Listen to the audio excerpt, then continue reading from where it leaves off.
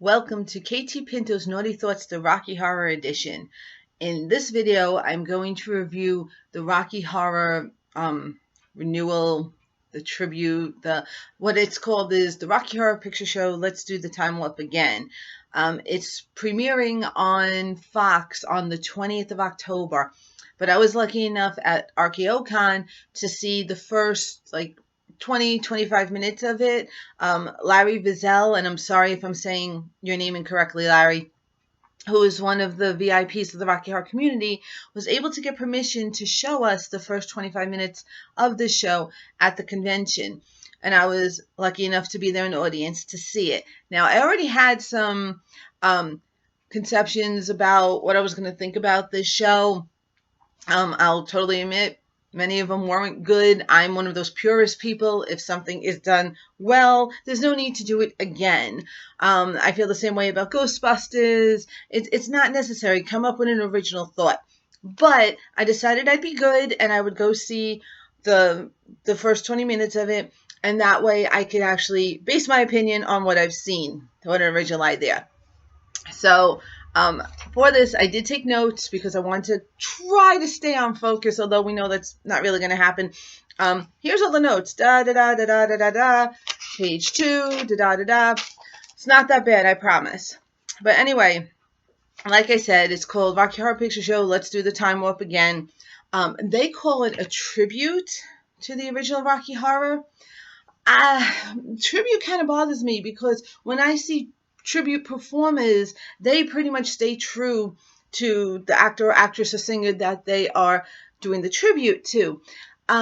This kind of took Rocky Horror and kind of turned it sideways, did their own thing, and I'm sad to say pretty much missed the point of Rocky Horror.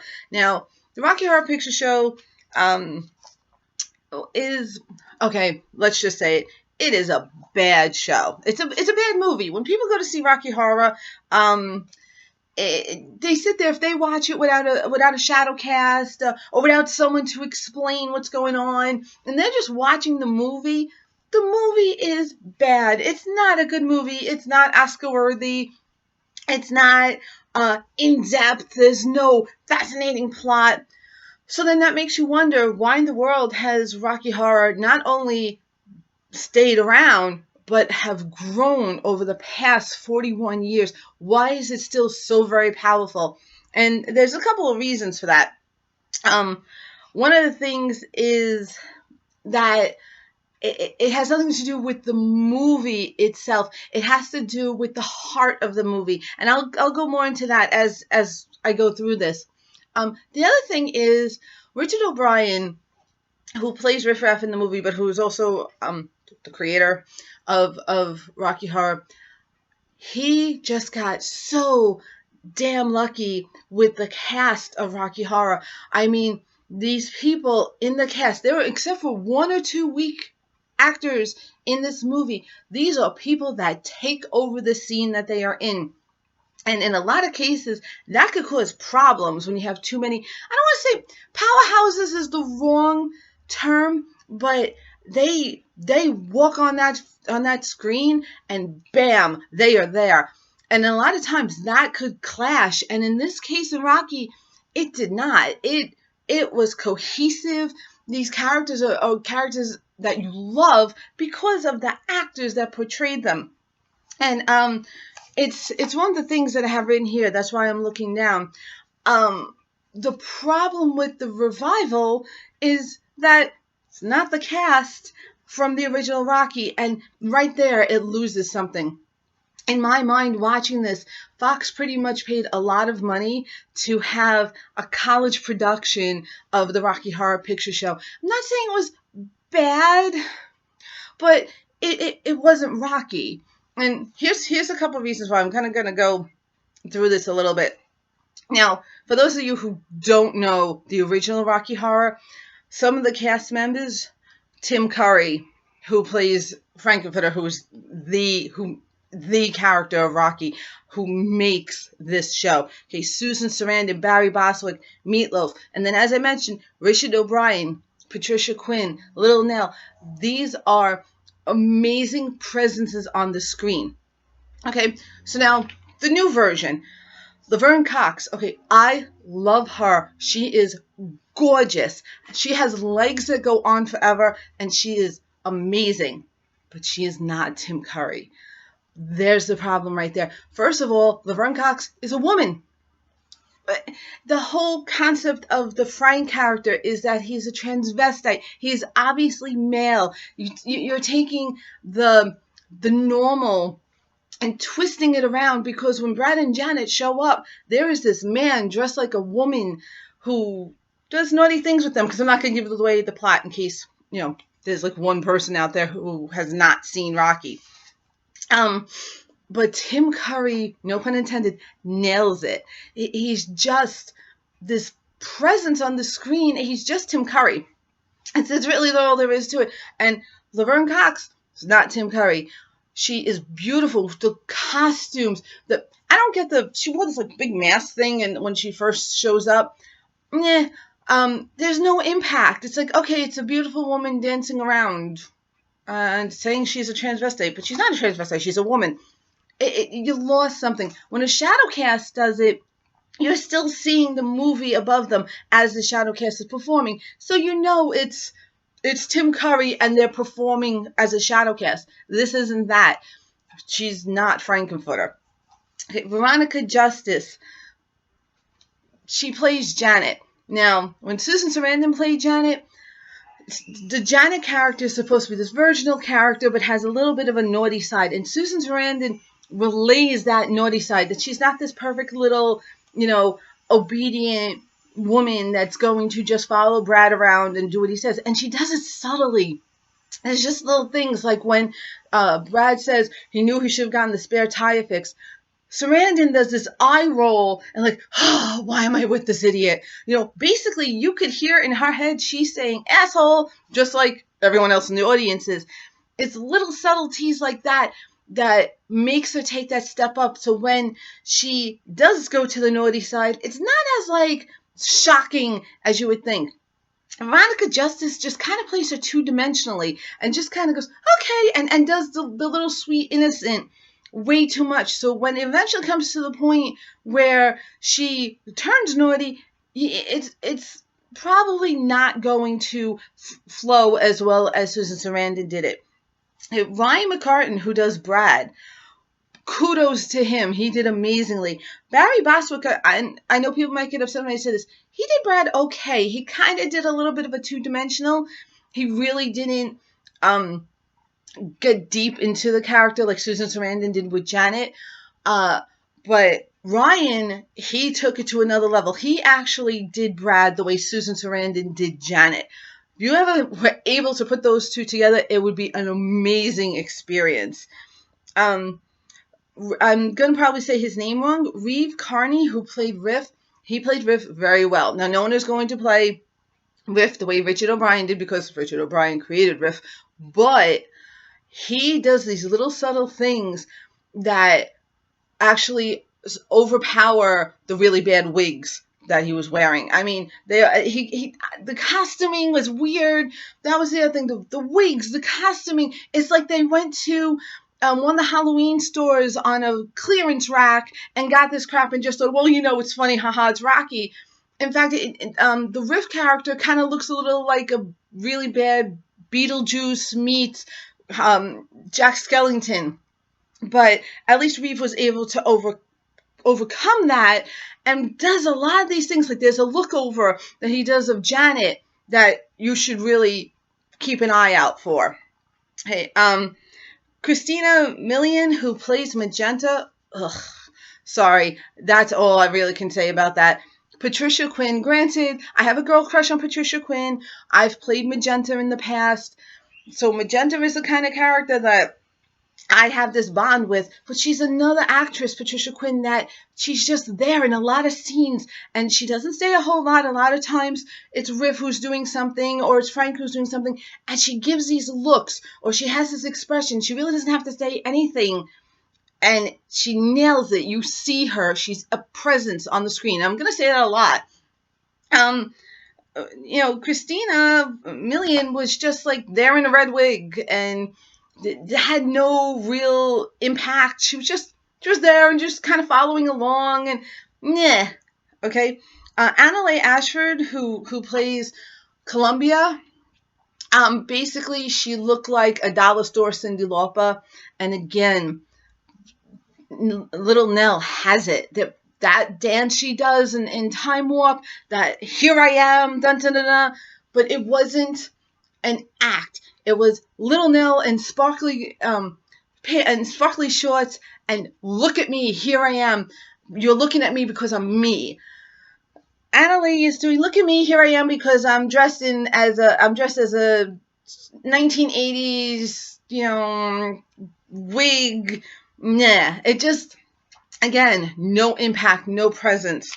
Um, luckily, the movie, we stopped seeing it before Adam Lambert came out as I was about to say Meatloaf, as Eddie, played by Meatloaf in the original, because those of you who know me know I'm a huge Meatloaf fan, and Adam Lambert, no, just little boy trying to be a big tough guy, and I didn't even see it. If I saw it, I might have had a little, freak out in the theater. So it's a good thing we stopped before we saw that. Last thing on the cast, Tim Curry is in the new one. Now, just as proof positive that Tim Curry could basically read a dictionary and will draw hordes of people, he plays the criminologist who's like the narrator. Unfortunately, Tim Curry is in a wheelchair. He can't move around. And he still stole the show. He had a couple of lines, and yes, this hair is driving me crazy now. He had a couple of lines and a few expressions, and he narrates Time Warp, and it just proved my point of how Tim Curry, it could just steal a scene. There's one point with the anticipation line, and again, I'm not going to go into too much detail about it, but the anticipation line, Tim Curry does like a side look thing, and the crowd was hysterical. He did nothing, he said nothing, but he just looked to the side, and we were done. That's Tim Curry, and unfortunately, the cast doesn't have that. Now, believe it or not, this isn't my biggest gripe. I have two big gripes about this new version. The first version is the audience. There's this weird beginning thing that they do where the audience is going to see Rocky Horror, and then the storyline of Frank takes place in the theater where they're going to see Rocky. It was very weird, like fourth wall type thing. I don't know exactly what they were doing there. But anyway, so the first scene during the science fiction double feature song is that the audience is coming in to see Rocky. Well, if this is supposed to be a movie that's all about the fans, apparently this was a jab at the fans, because the audience, except for one guy who's just like Brad, is a bunch of skinny, young, goth rejects. So basically it's relaying that this is what they think the audience of Rocky Horror is. And all you have to do is look at pictures from the RKO Con. We are a very diverse breed. We are different ages, different colors, different sizes, different shapes, different backgrounds. Actually, thinking about it, there's not many goths within the community that I've seen. That doesn't mean that they're not there. And to have the audience, first of all, it's an almost empty theater, where if you go to almost any Rocky Horror midnight show, the theaters are pretty well packed. So there was a handful of them, but they were all this goth look. That annoyed me just to the start. Because if you also look at Rocky Horror, I don't know if I said this right, age dynamic. These were all people in their 20s. Guess what? Not all of us are in our 20s. And there's a reason for that, because Rocky Horror Picture Show, the original movie, has an impact on people. And that leads me into my second biggest gripe. One of the main reasons why the Rocky Horror Picture Show has a big influence on a lot of people is that the main theme of the show is be you, be happy, you are you, and we love you. Doesn't say that way. It says don't dream it, be it, which is all in itself, all encompassing right there. But when you walk into a convention or when you go to a show, you're basically accepted. That's a big deal. And that has helped, I believe, a lot of people get through life, because life kind of sucks. And so to have this place that you could go where you know you're going to be accepted is a big thing. A lot of people join Shadowcast because it's such a welcoming situation. One of the more popular ways it seems that people join the Shadowcast is they start off as a Transylvanian. Now, in the original movie, the Transylvanians were in two scenes. They were in the time warp scene, and they were in the Eddie scene, where Rocky comes to life, that scene. They don't have any particular dialogue. They sing, they dance, but they pretty much represent the audience of Rocky Horror. There are tall people, short people, heavy, thin. And the funny thing is, if I name a Transylvanian, you will know who I'm talking about. The pretty blonde woman with the short hair, the tall skinny guy, the heavy-set woman, the short woman. You know who I'm talking about. And it also gives people a chance to join a Shadowcast, because it doesn't matter your size, your shape, your look, your age.